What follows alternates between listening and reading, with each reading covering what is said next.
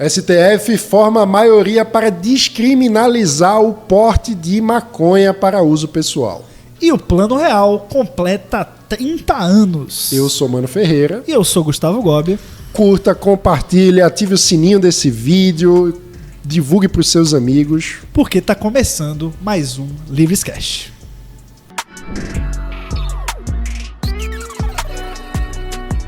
Por 8 votos a 3, o Supremo Tribunal Federal decidiu descriminalizar o porte de maconha para uso pessoal. O julgamento foi realizado na última terça-feira e determinou que o porte não é mais crime, mas continua ilegal. A Corte definiu o critério relativo de 40 gramas para diferenciar usuário de traficante. Pois é, vamos agora ouvir nossa colaboração aí do nosso consultor jurídico do Livres e Apuan Santana sobre esse julgamento. O caso escolhido pelo Supremo para figurar, como pano de fundo para esse julgamento, ele é muito interessante. Uma pessoa foi pega portando apenas 3 gramas de maconha e foi condenada à prestação de serviços comunitários. E aí o Supremo falou, olha, isso aqui não é caso de tráfico, isso aqui é obviamente para consumo próprio.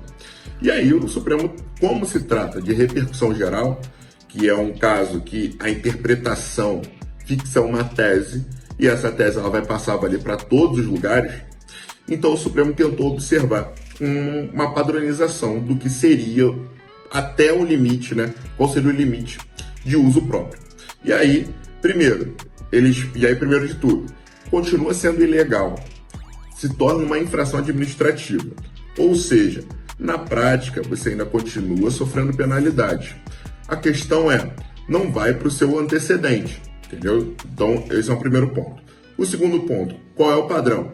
O Supremo fixou que até 40 gramas pode ser considerado para uso próprio, ou o cultivo de 6 mudas. Só que, o que tem a partir daí? A gente sabe que a polícia, enfim, as autoridades, elas utilizam parâmetros diferentes para definir o que é tráfico e o que não é. A questão é, essa é uma presunção relativa, porque apesar de ter isso, ou até menos do que isso, dependendo das circunstâncias, a autoridade policial pode falar, olha, era tráfico sim, por causa disso, disso, e aí justificar, certo? Esse é outro ponto.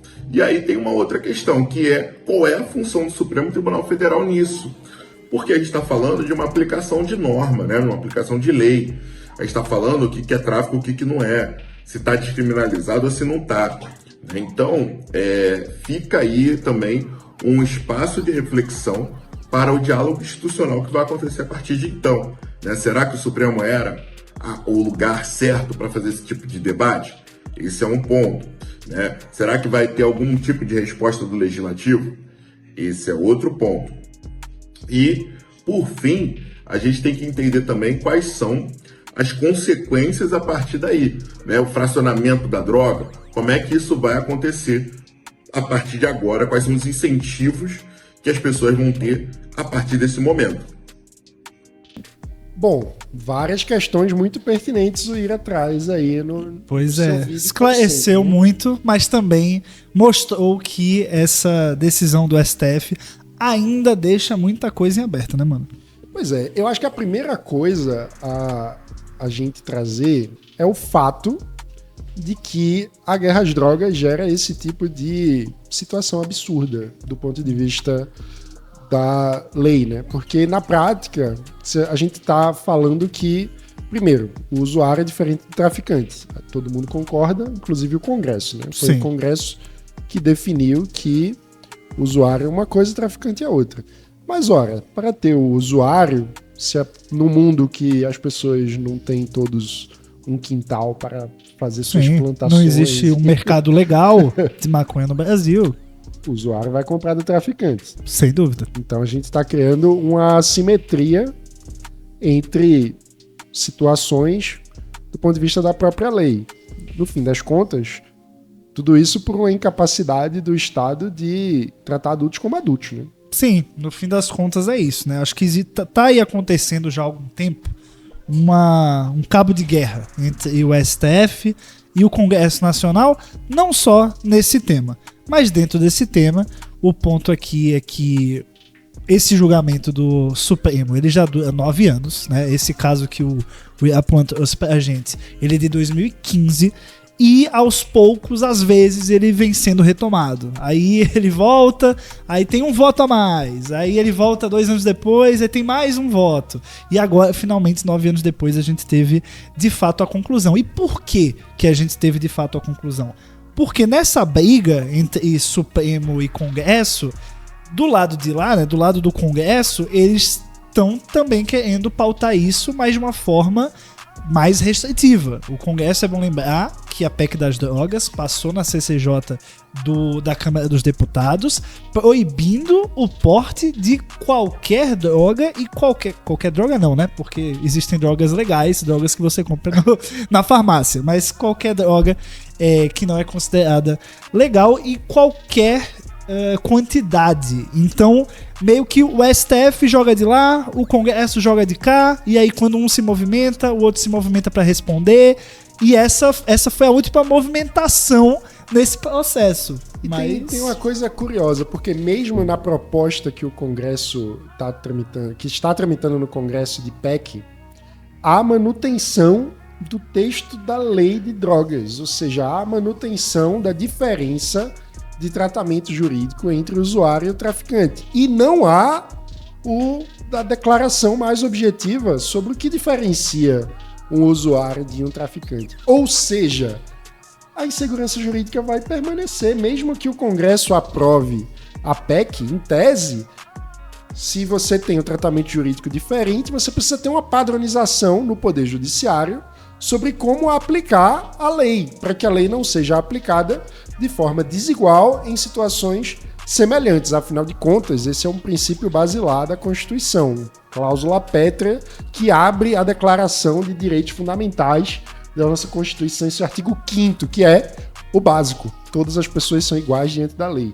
Então não podemos ter aplicações diferentes, mas esse tipo de situação me faz refletir sobre a péssima qualidade institucional da criação de leis no Brasil, porque é esse tipo de brecha que abre uma celeuma gigantesca e uma insegurança jurídica que faz com que o Brasil tenha dificuldade de fazer esse princípio básico da Constituição ser realidade. Isso não se aplica apenas para drogas, né? A insegurança jurídica e a desigualdade diante da lei no Brasil é um fenômeno quase transversal, implica quase tudo e, infelizmente, se agrava com leis mal feitas como essa. E leis que, no fundo, são autoritárias e paternalistas, que tratam o indivíduo, o cidadão brasileiro, como se fosse incapaz de escolher o que faz com o seu próprio corpo e com a sua própria vida.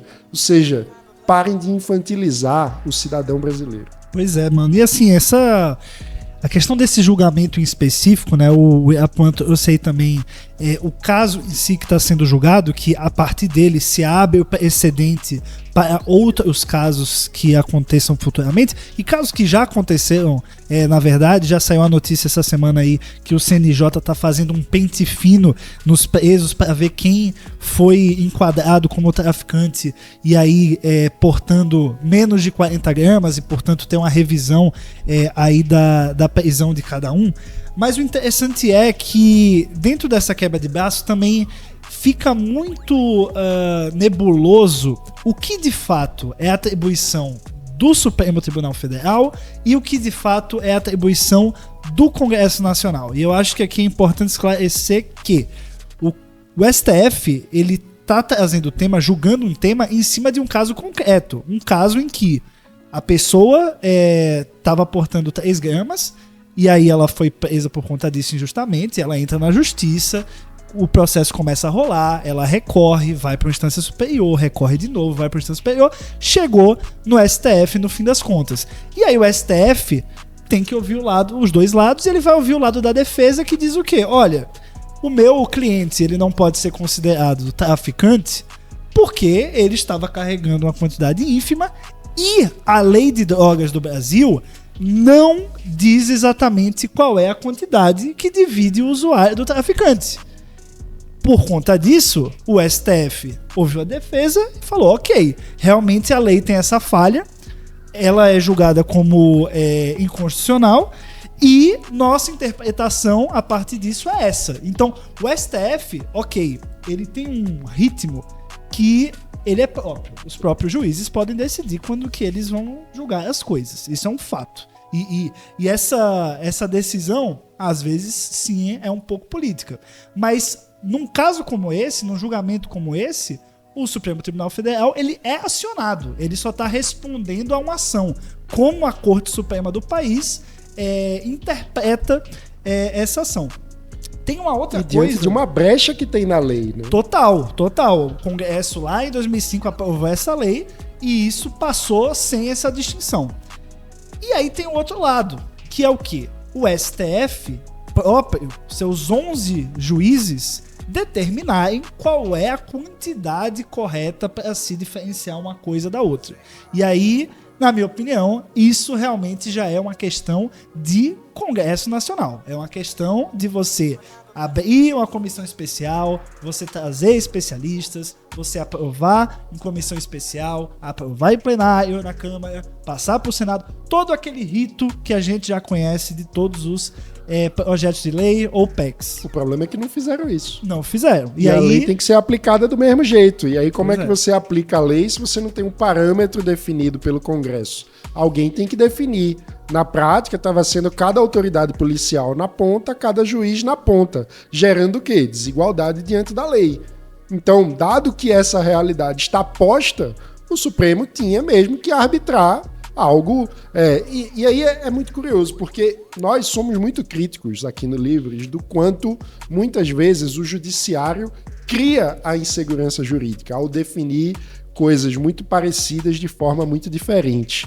Neste caso, a gente está falando do oposto. O legislativo, ao não definir um critério objetivo, criou insegurança jurídica. E o Supremo está tendo que disciplinar a situação para remediar uma insegurança jurídica que é um fato constatado da desigualdade das aplicações da lei por meio dos policiais e do judiciário de forma descentralizada em todo o país. Cada juiz estava decidindo de acordo com sua própria cabeça quando alguém era traficante e quando alguém era usuário. Então agora, e aí vale lembrar, em casos em que você não tem outros elementos comprobatórios que sejam capazes de definir que aquela pessoa é traficante, ou seja, tudo que o Estado tem contra alguém é o fato dele ter sido flagrado com uma quantidade específica de droga. A gente está falando exatamente desse caso. Então, enfim, eu acho que não tinha como o Supremo continuar postergando isso com a barriga como estava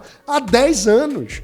Enquanto isso, a desigualdade diante da lei, um princípio fundamental da Constituição, sendo rasgado, sendo ignorado na realidade prática do país. Então, enfim, eu acho que nesse caso o Supremo está correto em tomar essa decisão, mas o Congresso deveria fazer a sua parte e parar de infantilizar o cidadão. É algo que eu realmente fico irritado com os defensores do Estado babá que querem infantilizar o cidadão brasileiro e manter essa proibição absolutamente antiquada que vai contra todas as práticas das democracias liberais ao redor do mundo, que estão revendo a política de guerra às drogas, que, afinal de contas, só faz com que, no lugar de enriquecer empresários honestos, como são o caso em mercados de drogas, como café, que é um mercado tradicional no Brasil. Fortíssimo. Desde Brasil sempre. É o país do café.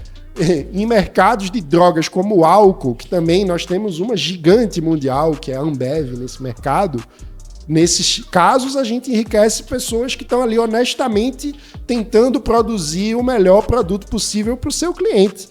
No caso de outros mercados de drogas, que são igualmente drogas, mas que são jogados na ilegalidade, a gente acaba enriquecendo o crime organizado, pessoas que estão usando esse mercado lucrativo para ter recursos para enfrentar o próprio Estado, para matar pessoas, para, enfim, criar toda a série de crimes que a gente sabe muito bem como atuam. Então é revoltante. E assim, a questão da proibição, eu acho que cria uma série de problemas que são muito visíveis para quem entende um pouco mais desse mercado, mas que talvez não sejam tão visíveis para quem esteja mais de fora. O ponto é que a proibição, né, e a insegurança jurídica criam uma diferenciação no tratamento do policial em relação ao usuário. Então, o fato é, isso aqui não precisa ser de esquerda para constatar o racismo que está incrustado, né, na própria sociedade brasileira e, consequentemente, isso reverbera na polícia. Então, é fato que nos bairros nobres, se o cidadão branco e bem vestido está portando sua quantidade de maconha, ele vai ter uma atuação ali, a polícia vai ter uma atuação diferente do cidadão preto mal vestido que está na favela. Isso é um fato. E isso não é tratar as pessoas da mesma forma, né, perante a lei. É você pegar a lei, rasgar e falar, não, eu, policial, que vou fazer aqui o julgamento, né? Eu sou o juiz desse caso. E aí eu acho que não tem nada de liberal nisso. E essa sim é a realidade. No fim das contas, o proibicionismo, ele nada mais é do que uma perseguição legal às pessoas negras desse país. Então, assim, esse é um ponto muito importante. Se a gente é liberal, se a gente quer garantir a liberdade para todos, sem distinção, isso é um ponto fundamental. Até porque a proibição, ela não diminui o consumo. As pessoas que querem consumir, elas vão consumir e elas vão encontrar os meios de conseguir o produto para consumir. Hoje, elas precisam recorrer a um mercado ilegal, recorrer ao tráfico. E não ache que as pessoas que consomem, elas precisam hoje, que é proibido, elas precisam ir muito longe para conseguir, não, gente. Hoje em dia, em grandes cidades no Brasil, você com um WhatsApp e um Pix, você consegue a maconha que você quiser, do tipo que você quiser. Então, assim, é uma realidade. O mercado da maconha, ele acontece no Brasil. Se você pega São Paulo, você anda no centro de São Paulo, você vai sentir cheiro de maconha, uma esquina sim, uma esquina não. Como em Nova York. Como em Nova York, como em Los Angeles. Então, assim, isso é um fato, está posto, é realidade. Então a gente não tem como achar que o Estado, como liberais, a gente não tem como achar que o Estado vai conseguir coibir o uso disso. O que ele pode fazer é constatar a realidade, perceber que é um fato e falar, ok, como nós podemos, ao menos, como Estado, enxergar isso, ver isso de forma mais transparente, ter acesso a isso, saber quem é que usa, né, qual que é a oferta e a demanda desse mercado, quanto que isso poderia também gerar de imposto, que a gente tá falando, estamos aí num governo que adora taxar as coisas, então isso também como mercado legalizado renderia imposto para o governo. Então assim, tudo isso aqui que a gente falou não é uma questão de a pauta de drogas, é coisa de esquerdista que só quer fumar maconha. A descriminalização da maconha não é pauta de esquerda, é pauta de democracias liberais. Onde já é descriminalizado são nos países mais avançados do mundo, são nas democracias liberais ao redor Onde do não mundo. Pode é na Rússia, em Pois Cuba. em Cuba não pode, Coreia do na Norte. Coreia do Norte. Pois é, mas nos Estados Unidos você pode, entendeu? Portugal, você pode ir na Itália. Então, assim, o Reino Unido também tem legislação. Então, assim, é uma questão de países que conseguiram gerar um nível de bem-estar para a sociedade no ponto em que eles falam, não, vamos enfrentar agora essa questão. A questão das drogas, ao menos da maconha, isso é um fato, isso existe, vamos agora dedicar aqui um tempo para analisar isso e para ver o que a gente pode fazer. E as grandes democracias liberais do mundo decidiram por descriminalizar e algumas por legalizar. Eu acho que vale, Gobi, fazer um esclarecimento de um ponto muito relevante que tu trouxe, que é a realidade de que a guerra às drogas gera um viés racial, um problema de racismo na atuação do Estado brasileiro com a sociedade. Porque ao afirmar isso, que é um fato, a gente não está dizendo que quem é contra a droga é racista. Não, de forma alguma. Não é essa a questão. Ser contra drogas é bom, pessoal. O legal é ninguém ingerir droga, assim, ninguém precisar se sentir tão mal ao ponto de pensar, pô, só uma droga agora pode me salvar, sabe? Drogas são ruins. E não é um caso também intencional. É uma coisa que é preciso entender, que é muito importante no raciocínio liberal. Políticas públicas devem ser avaliadas não por suas intenções, mas por seus resultados. E o que a gente está falando, portanto, não é de uma intenção explícita que, olha, os deputados que são contra a legalização das drogas são racistas, que querem acabar com os negros. Não é isso que a gente está falando. O que a gente está falando é que o efeito dessas políticas, na realidade, tem sido um efeito de discriminação racial. E aí eu acho que é importante a gente citar não apenas um estudo do CNJ, Conselho Nacional de Justiça, portanto, com dados oficiais, que constata essa realidade da desigualdade racial na aplicação da lei, ou seja, negros são mais considerados traficantes do que brancos na comparação com situações semelhantes, como também um estudo recente publicado pelo INSPER, que é uma universidade que geralmente, em temas econômicos, é acusada pela esquerda de neoliberal. É a universidade de Marcos Lisboa, de Fernando Schuller, mas de Ricardo Paz de Barros. De Michael França, que é o cara que fez o estudo. Exatamente. Um estudo conduzido pelo professor Michael França, que é coordenador do Núcleo de Estudos Raciais do INSPER, com colaboração de Daniel Duque, economista associado do Livres, chegou à constatação de que há um viés racial na classificação das pessoas que são pegas em flagrante de porte de drogas. Eles analisaram os boletins de ocorrência da Polícia de São Paulo entre os anos de 2010 e 2020, fizeram um trabalho muito sério do ponto de vista estatístico, isolando variáveis, e constataram que nesse período, em 10 anos, cerca de 30 mil negros foram classificados como traficantes em situações em que pessoas brancas foram classificadas como usuários. Isso é uma constatação da realidade. E a gente está falando da Polícia de São Paulo, que, veja bem, foi uma a polícia... das mais bem treinadas do Brasil. E que, além disso, decidiu cooperar com o estudo, diferentemente de outras polícias. O Daniel Duque e o Michael França tentaram a cooperação desses dados, né, na aquisição desses dados, de todas as polícias do Brasil. E só a Polícia de São Paulo, de fato, cooperou da forma como eles precisavam para a realização do estudo. Então a gente está falando de uma polícia que cooperou. E, nesse caso, foi constatada essa desigualdade absurda que precisa ser encarada de frente por todos que defendem a igualdade diante da lei, que é um princípio básico e fundamental da Constituição. Quem é contra a igualdade diante da lei é contra a Constituição brasileira. Isso precisa ficar muito claro, porque isso não é uma questão de reforma, é uma cláusula pétrea. A igualdade diante da lei é um princípio que qualquer ação do Estado brasileiro precisa buscar. Portanto, essa questão é uma questão séria que precisa de um debate realmente muito mais profundo do que o Congresso brasileiro costuma fazer. Eu espero que a gente consiga mover um pouco esse debate para ter uma conversa adulta e não hipócrita sobre mercados ilegais de droga que deveriam ser retirados da ilegalidade. Pois é, acho que a legalização da maconha no Brasil ainda está no horizonte um pouco distante. Acho que essa descriminalização, sim, traz o assunto à tona novamente, mas a resposta que o Congresso parece estar elaborando é uma resposta ainda mais restritiva. Eles querem responder justamente com a PEC das drogas que considera traficante qualquer quantidade. A gente realmente vai saber se essa aposta, vamos dizer assim, do STF foi boa ou ruim a longo prazo.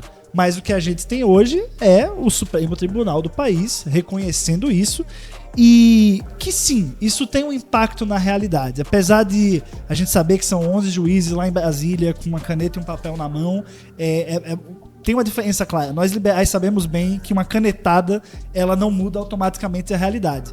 Mas acredito sim que esse tipo de ação e a repercussão dessa ação também pode mudar um pouco da realidade que é hoje, já instantaneamente. Eu acho que, claro, vão continuar existindo pessoas negras que vão ser abordadas e vão ser tratadas como traficantes sem ser. Isso vai continuar, até mesmo em países em que é legalizado ainda existem registros desses casos. Isso não simplesmente desaparece, mas deve ser celebrado no sentido de que existe mais um artifício jurídico, mais uma garantia que essas pessoas podem recorrer. Então, se isso acontece com elas, agora elas têm ali um caso concreto, julgado, interpretado pelo STF, que cria o precedente para que ela não seja considerada criminosa. E isso não existia antes. Então, assim, é um pequeno passo agora, mas que certamente no futuro,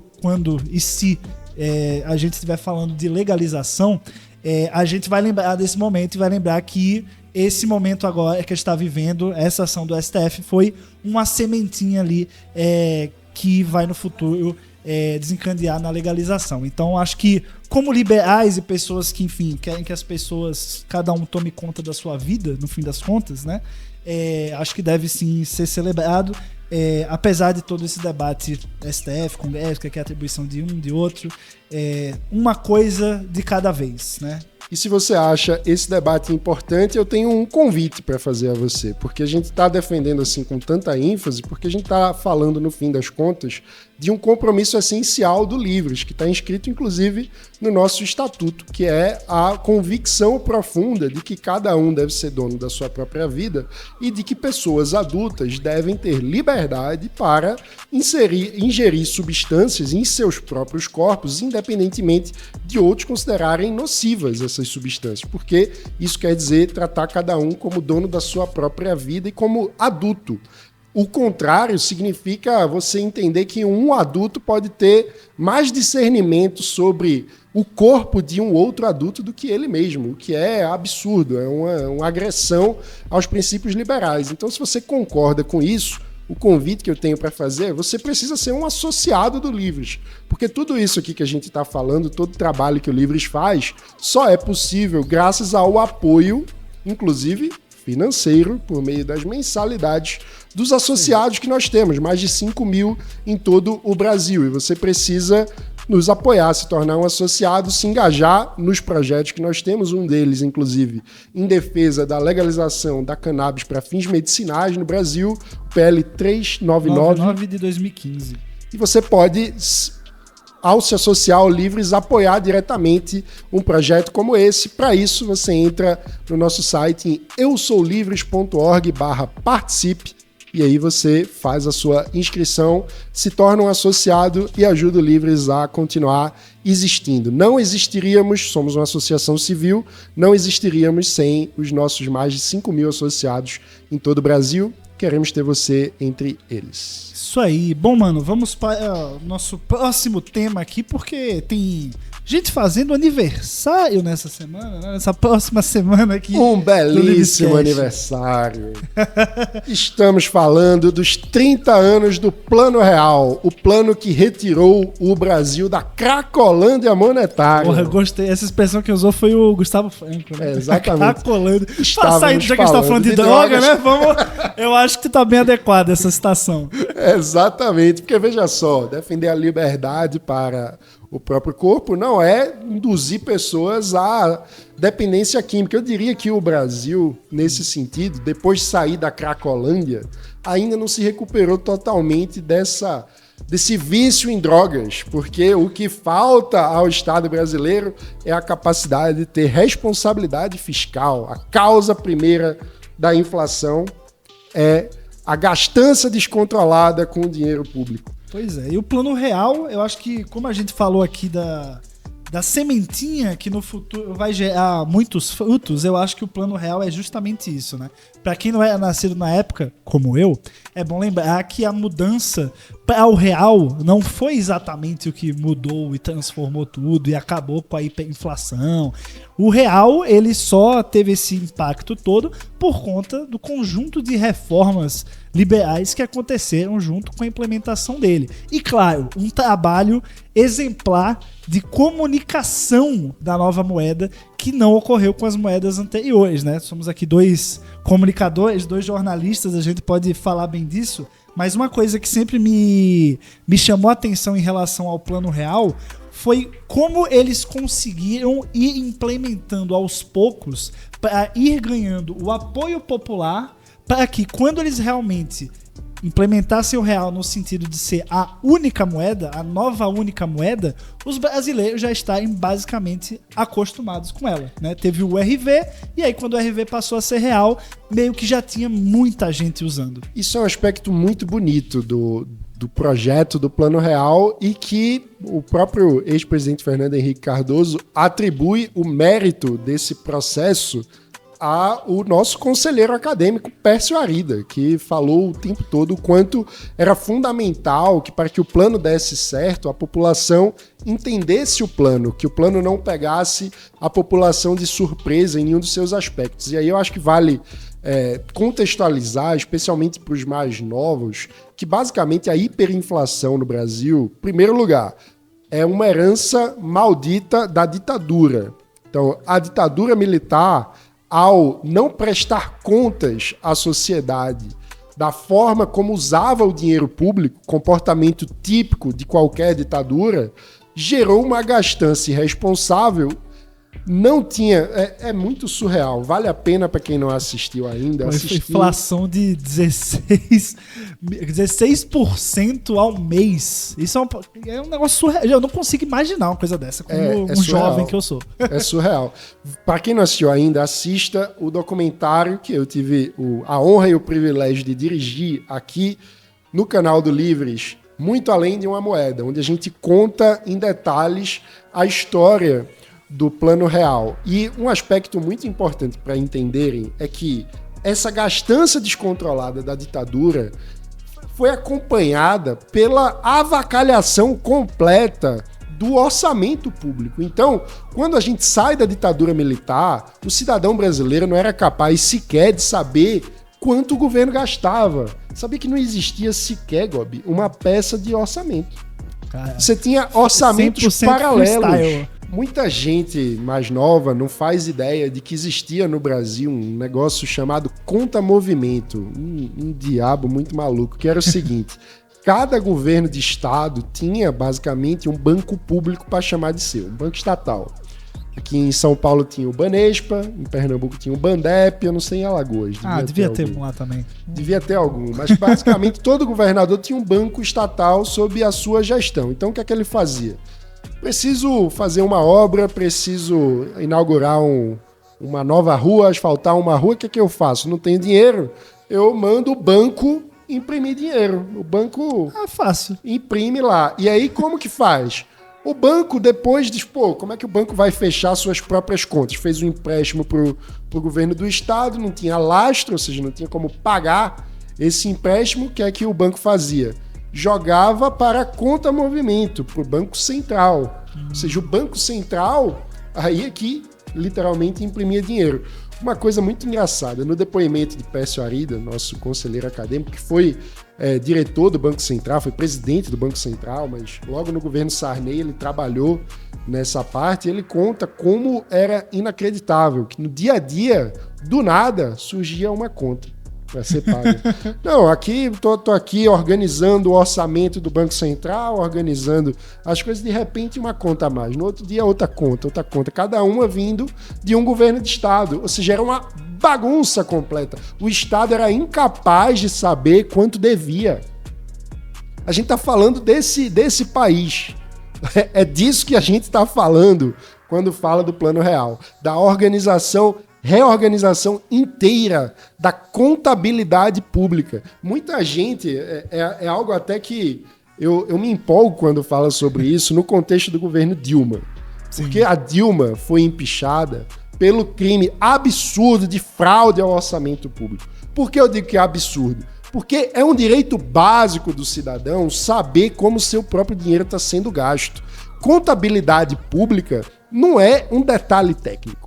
Não é o mínimo, né? Uma pedalada que você faz. É uma fraude, é um roubo com o cidadão, um roubo da consciência do cidadão. O cidadão que não sabe que não tem o direito de saber como o seu dinheiro está sendo gasto, é um servo, não é um cidadão. Pois é. A gente está falando de um Estado que não respeita o direito básico daquele que paga a conta.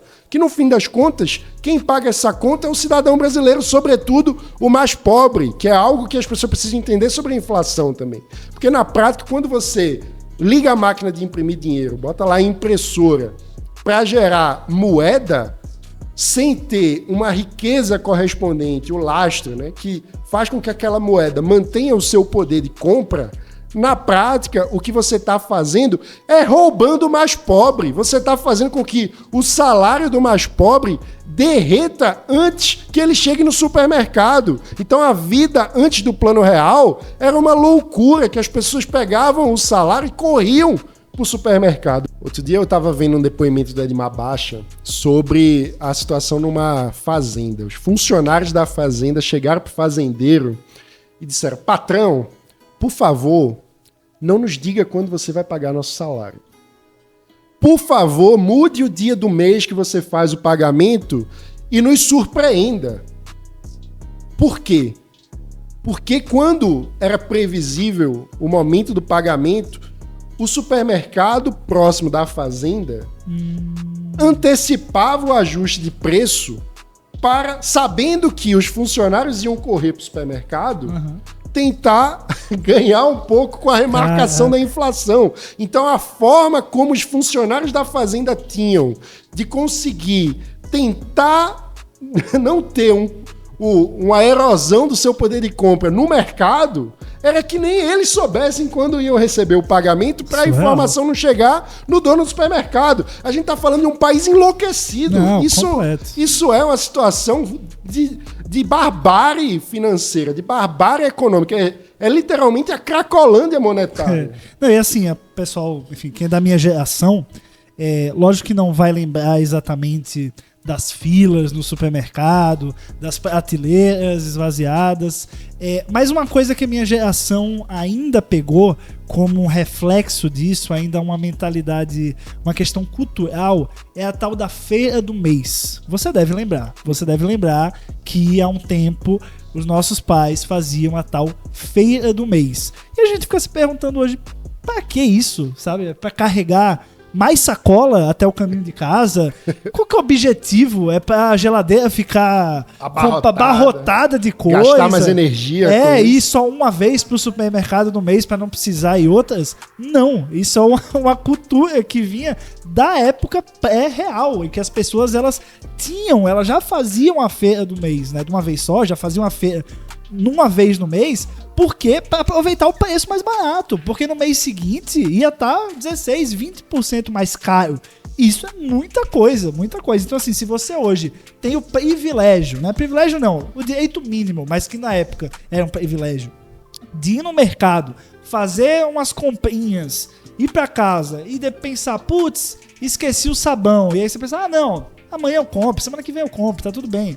Fazer essas pequenas feiras toda semana, isso hoje é completamente normal, mas na época seria surreal. Você estaria pagando muito mais na próxima semana. Você que esqueceu de comprar o sabão, ia correndo voltar para garantir o sabão mais barato. Então assim, na época isso era forte por conta de como a moeda operava, digamos assim, por conta da hiperinflação, dessa erosão do poder de compra das pessoas em pouco tempo, mas que a minha geração ainda pegou um traço cultural disso, que é a tal da feira do mês.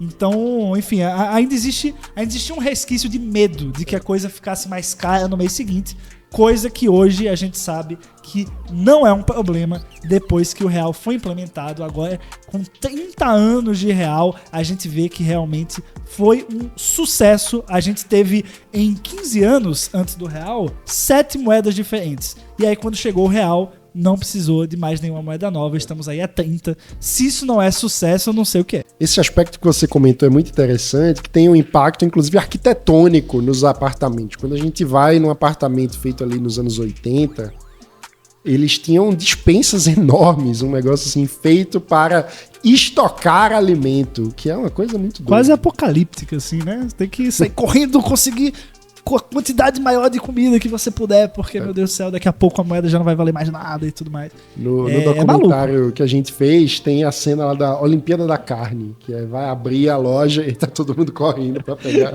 Aniversário do supermercado Guanabara, né? Exatamente. A promoção, tem 1.000 pessoas na porta se estapeando pra conseguir pegar, nesse caso, um pacote de feijão. É absolutamente surreal. Acho que merecemos, assim, temos muito a agradecer a equipe do Plano Real, todos os economistas que, enfim, não só desenharam o real, como também garantiram com reformas modernizantes que a gente pudesse ter a estabilização da economia, um próprio sentido de previsibilidade. Você poder, com o seu dinheiro hoje, saber o que você vai poder fazer com ele daqui a 1 ano, 2 anos. É o que não existia saber na época. Quanto você ganha. Pois é, porque na época... Porque com hiperinflação você não sabe de verdade, né? Porque o valor do dinheiro muda, você não sabe quanto de fato ganha. Por isso também que na época foi criada... que acho que vale explicar a engenhosidade do Plano Real e a genialidade de Pércio Aride e André Lara Rezende nessa formulação, que você tinha, para lidar com a hiperinflação, várias indexações. Então, você tentava encontrar mecanismos de lidar com esse aumento acelerado de preços, criando indexações. Então, você indexa o salário, você indexa... então, por exemplo, você vai fechar um contrato de aluguel. Quanto que é o seu aluguel? Se você não sabe quanto dinheiro vale, você cria uma indexação para ter um reajuste automático do valor de qualquer contrato. E hoje em dia, tipo, nossa, reajustar o meu aluguel. Ah, que horrível, meu Deus. Na época, tava no contrato já o reajuste para prever quanto que a hiperinflação já ia agir para já não precisar mudar. Surreal isso. E aí um dos problemas é que cada contrato tinha uma indexação num prazo diferente. Então tinha coisa que atualizava o valor todo dia, toda semana, toda quinzena, todo mês. E aí um dos elementos para transicionar esse modelo, porque veja, isso causa uma coisa na cabeça das pessoas de tentar o tempo todo ganhar um respiro, considerando que o valor vai mudar ao longo do tempo. Sim. Essa situação de cada contrato mudar num tempo diferente gerava o que o Pércio batizou de inflação inercial. A ideia de que, por inércia, nessa expectativa que as pessoas vão se acostumando na cabeça de que, olha, vai aumentar o preço, então a expectativa de aumento já gera um novo aumento. Sim, né? Tá todo mundo tentando também... Tem que pensar que também tem que ter lucro, né? Pra você, se você tem qualquer pequeno negócio, tem que ter um mínimo de lucro. E aí, pra você lucrar, você precisa tentar prever qual vai ser a inflação, pra daí já colocar o seu lucro em cima daquilo que a moeda vai valer. É surreal. Ou seja, a gente tá falando aí de duas causas nesse fenômeno da inflação. A causa original, que é a gastança de dinheiro público, e a segunda causa, que é a própria inflação inercial. Sim. Então, era preciso, no Plano Real, cortar as duas inflações. Então, para a primeira, como que você corta? Com responsabilidade fiscal. Corte de gasto público. Mas a segunda é que gerou a engenhosidade genial do Pércio André Lara Rezende, no chamado Plano Larida, né, que criou essa estratégia, que foi o que, no fim das contas, virou a URV, que foi uma moeda virtual para que as pessoas conseguissem mover a forma de raciocinar do vício anterior da inflação inercial para uma nova moeda que era virtual, para que a pessoa consiga raciocinar com estabilidade. E aí, depois que a sociedade tivesse aderido a essa nova cultura, é que, de fato, o real entraria em vigor com o valor da URV. Essa foi a genialidade da transição no Plano Real. Mas para dar sustentação, de fato, ao fim da inflação, o essencial foi todo o conjunto de reformas liberais, inclusive as privatizações que foram comandadas pela nossa querida Helena Landau. Pois é, e é legal, a questão que o Mano falou daí do RV, né, essa moeda virtual, é muito interessante porque na época realmente você tinha ali no preço dos produtos 2 valores. Um é a moeda vigente e o outro é o RV.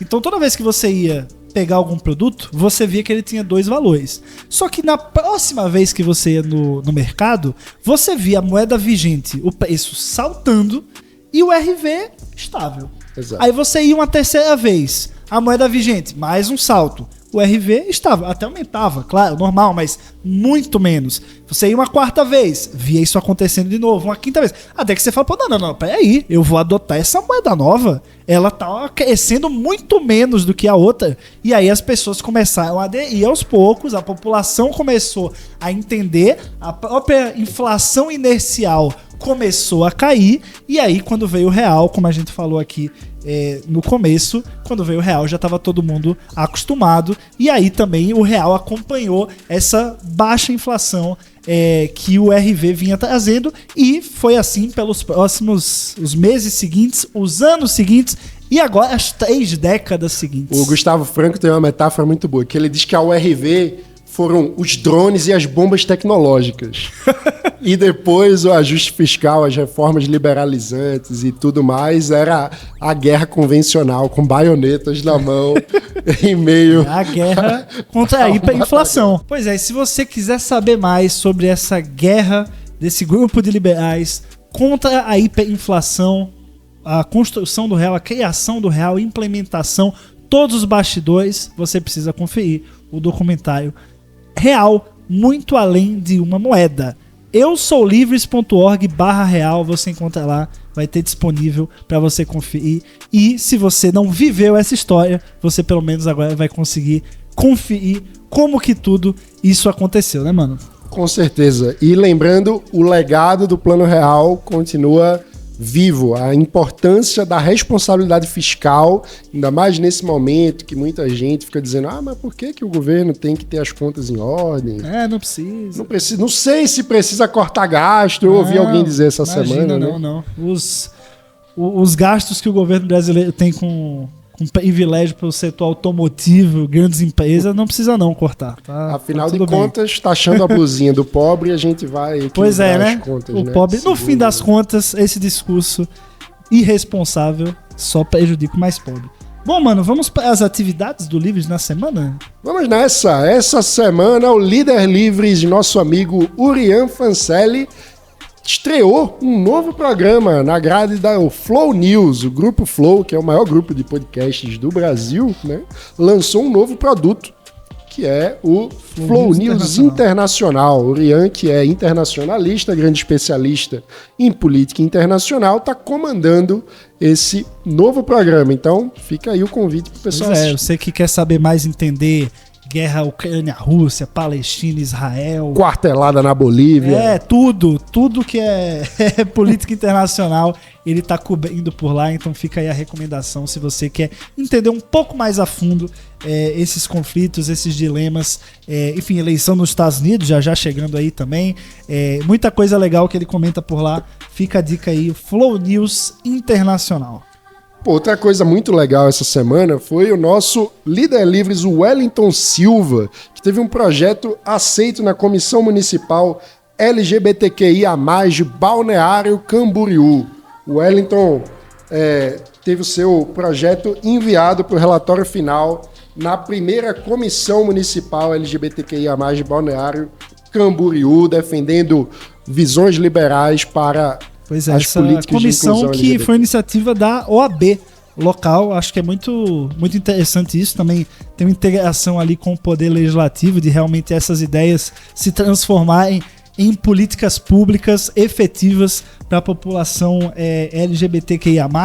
Nós que somos liberais, defendemos a liberdade por inteiro na economia e nos costumes, e é muito legal ver liberais avançando com a liberdade, né, nos costumes, porque geralmente a gente só vê muitos liberais preocupando com a liberdade econômica, esquecem da liberdade social, então é legal ver também os liberais avançando nessa frente. Parabéns, Wellington. A liberdade é indivisível. Isso e aí. Essa visão está também presente nos nossos cadernos de política pública. Esses meninos aqui, quem está assistindo pelo YouTube, né? Não ouvindo pelo Spotify, está assistindo, vê sempre aqui na frente do Livrescast os cadernos de políticas públicas do Livres. E esse aqui, esse verdinho aqui na frente, de 2024, teve o lançamento no Rio de Janeiro, né, mano? Pois é, estiveram lá nosso diretor executivo, Magno Cal, nossa coordenadora de política pública, Débora Bizarria, encontrando nossos líderes livres lá, o Hélio Seco, Henrique Corma, presente, Alexandre Rinaldi,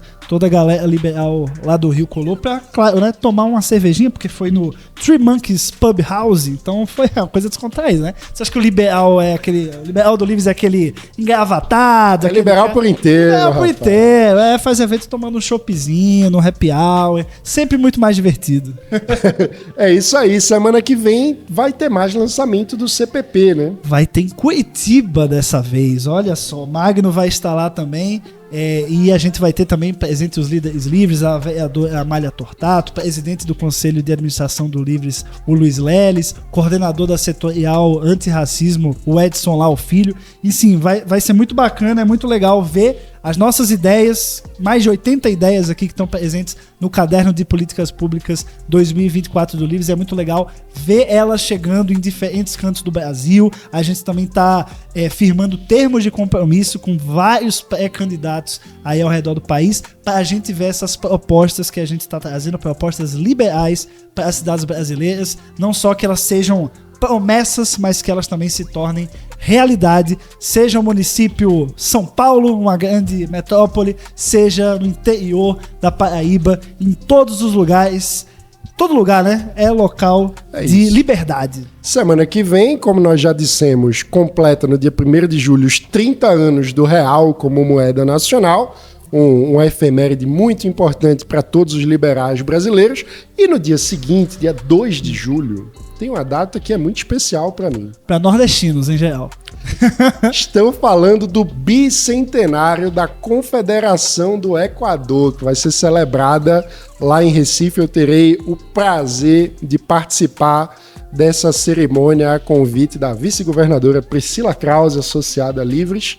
Nós vamos celebrar e honrar o legado de Frei Caneca, grande liberal pernambucano, que é uma inspiração, um grande mártir da liberdade. Deu a sua vida tendo como versos finais os seguintes dizeres: o servil acaba em glória da existência a curta idade, mas não morre o liberal, vive toda a eternidade. Frei Caneca vive para sempre. Gigante, isso aí. Por mim, o Nordeste é um país isolado até hoje. Pena que a Confederação do Equador não deu certo por mais tempo. Mas enfim, é isso, galera. Mas segue nos inspirando aqui no Livres e em todos os país cantos Nordeste do país. Muito bom, galera. A gente vai ficando por aqui. Esse foi mais um Livrescast. Não esqueça, se você chegou até aqui, né? Com certeza você ficou interessado no papo. Quem sabe você é liberal, quem sabe você pode se tornar um associado do Livres. Eu lembrei uma coisa que vale aqui no finzinho para premiar quem ficou até agora assistindo. Olha só. A Constituição Provisória da Confederação do Equador, redigida por Frei Caneca, previa a proibição de proibir qualquer tipo de comércio. Proibição? Ah, tá, entendi. Ou seja, qualquer tipo de comércio, segundo a Constituição Provisória da Confederação do Equador, deveria ser legal.